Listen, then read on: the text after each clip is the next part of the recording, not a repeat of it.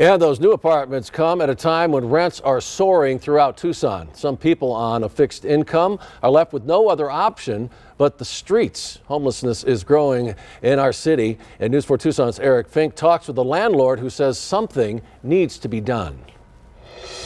Over the last several years, some out-of-state investors have come into Tucson, bought rental property, and hiked up the rents. We spoke with a local landlord who says this really needs to change. Otherwise, she believes more people will be homeless. People need a safe, secure, dignified place to live, no matter what their income is.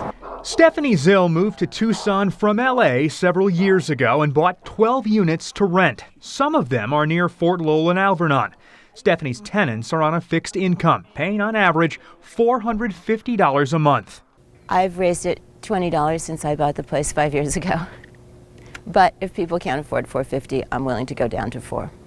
56-year-old Brian Hollenbaugh is on disability and Social Security. He and his girlfriend were homeless before they met Stephanie several years ago. All we had was what we had on our back, and we lost our storage unit, so we lived under the wash in a tent, under a tree in a wash for 6 months almost. And the only reason we were able to get here is because it was cheap enough for us to get into. Stephanie's compassionate approach is different from some investors who buy up property in the city and often increase rent. In many cases, in order to secure an apartment, people need to prove their monthly income is 2.5 times the rent. And in some situations, Tucsonans simply can't afford it, and they're getting priced out of their homes. It's beyond disappointing. It's wrong. Why is that right? Why is that fair? Why is that legal? We need to change these laws. Coming up at 6 o'clock, while the city of Tucson and other local cities and towns' hands are tied when it comes to rent control. In Midtown, I'm Eric Fink, News 4 Tucson.